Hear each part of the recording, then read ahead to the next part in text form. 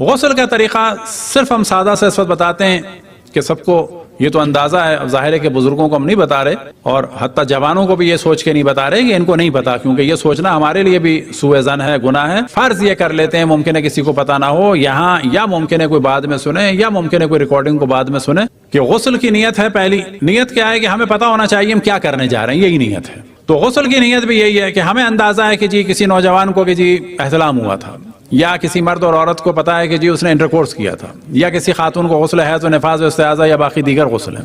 تو یہ ہمارے ذہن میں ہے کہ اللہ سبحانہ و تعالیٰ کے حکم کے مطابق میں اس غسل کو انجام دے رہا ہوں، یہ نیت ہے۔ زبان پہ لانے کی ضرورت نہیں ہے، ذہن میں ہے کافی ہے، کیوں کر رہے تھے کافی ہے۔ اب ہمارے عام طور پہ ظاہر سب کے شاور ہیں تو بڑے آرام سے بتا دیتے ہیں کہ آپ نے نیت کی، ہمیں نیت کرنی ہے پہلے کہ جی میں غسل کرتا ہوں۔ کون سا غسل ہے؟ چاہے وہ غسل جمعہ ہو کہ جو مستحب ہے، چاہے غسل زیارت ہو، چاہے غسل جنابت ہو، جو کوئی بھی غسل ہے، یہ ہمیں ذہن میں رکھنا ہے۔ اور بیک وقت ہم کئی غسل بھی کر سکتے ہیں ایک ہی ساتھ۔ مثال کے طور پہ غسل جنابت کر رہے ہیں اور شب جمعہ ہے، ساتھ میں نیت کر لی غسل زیارت امام حسین، پھر اس کے بعد ایک گناہ ذہن میں ہے کہ غسل توبہ بھی کر لی، پھر اس کے بعد غسل مستحب کر لیا کہ یا اللہ غسل کرتا ہوں قربتاً اللہ اپنے والدین کے ثواب کے لیے۔ تو ایک ساتھ بہت سارے غسل اس میں جمع ہو سکتے ہیں، غسل ایک ہوگا، نیتیں بہت ساری کر لی۔ اس کے بعد پہلے پورے سر کو اور اس گردن کے یہاں تک کے حصے کو دھونا ہے۔ اب شاور میں اس طرح سے کھڑے ہو گئے، یا لوٹے سے ڈال لیا، کسی طریقے سے بھی یا مگے سے ڈال لیا۔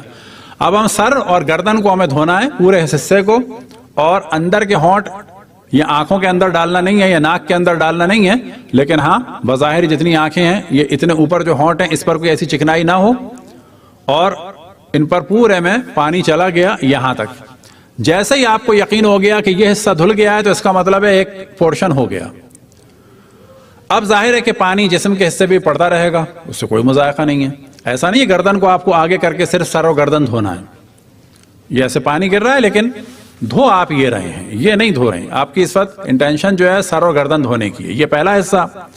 اب اس کے بعد جو ہے وہ دوسرا حصہ۔ اب یہ شاور ہے تو اس طرح ہم نے پانی ڈالنا شروع کیا کہ پورے ہاتھ پر، پاؤں پر، اور اسی طرح سے آگے پیچھے پورا یہ حصہ ہو گیا۔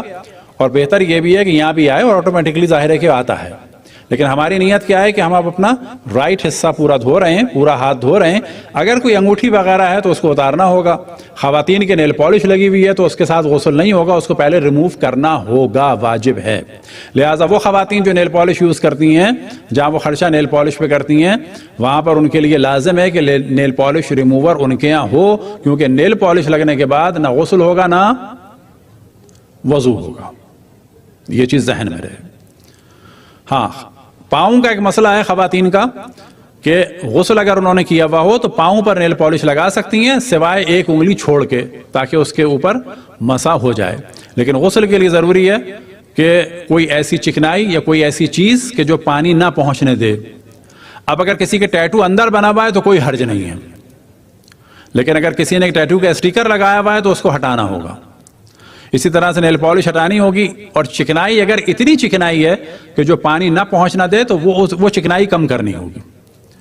اسی وجہ سے یہاں جو عام طور پہ لوگ شک میں رہتے ہیں، پھر جسم میں خارش ہو رہی ہوتی ہے، ڈرائی اسکن ہو جاتی ہے، تو میں ہمیشہ کہتا ہوں کہ بابا ایسا بھی نہ کریں، کوئی بھی لوشن لگائیں، اتنا زیادہ مسئلہ نہیں ہے۔ اب تو واٹر بیس لوشن بھی ملتے ہیں تو وہ لگائیں، کوئی مسئلہ نہیں ہوتا۔ تو پہلے پورا سر اور گردن، اس کے بعد یہ پورا سیدھا حصہ دھو لیا آگے پیچھے کا، اور کوئی رکاوٹ نہیں ہونی چاہیے۔ احتیاطاً جو ہے وہ اول تو جب آپ پاؤں کو اس طرح زمین پہ بھی کرتے ہیں تو پاؤں میں پانی پہنچ جاتا ہے، لیکن اسی طرح سے کوئی بہت زیادہ موٹا ہے، بعض دفعہ لوگوں کی جو موٹا اگر ہوتا ہے تو ٹانگیں یا جسے کہا جائے رانیں اتنا بند ہوتی ہیں کہ اس میں پانی نہیں پہنچ پاتا، تو اس پر واجب ہے کہ پانی پہنچانا ہے اسے۔ تو مثال کے طور پر اندر اس طرح پانی پہنچایا، ہاتھ اس طرح سے کسی کا بالکل بند ہے تو اس کو اٹھانا ہوگا تاکہ اندر پانی پہنچے۔ غرض یہ ہے کہ پورے اس رائٹ حصے پر پانی پہنچنا چاہیے، آگے اور پیچھے، پھر اس کے بعد لیفٹ حصہ۔ اب یہاں پہ سوال ہوتا ہے کہ جب غسل جنابت کسی نے کر لیا تو کیا وضو کی ضرورت ہے؟ اب وضو کی ضرورت نہیں ہے، اسی کے ساتھ نماز ہو جائے۔ کب تک نماز ہو جائے گی؟ جب تک کہ سو نہ جائیں۔ سونا بھی کیسا؟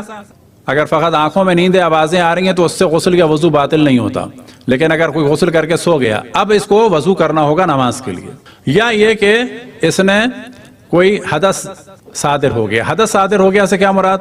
اس کے گیس نکل گئی، یا پیشاب یا جو فضلہ ہے وہ اس کا خارج ہو گیا، تو اب اس کا وضو تو ہے اس کا، اب اس کو نماز کے لیے غسل تو اس کا ہے، اب اس کو نماز کے لیے وضو کرنا ہوگا۔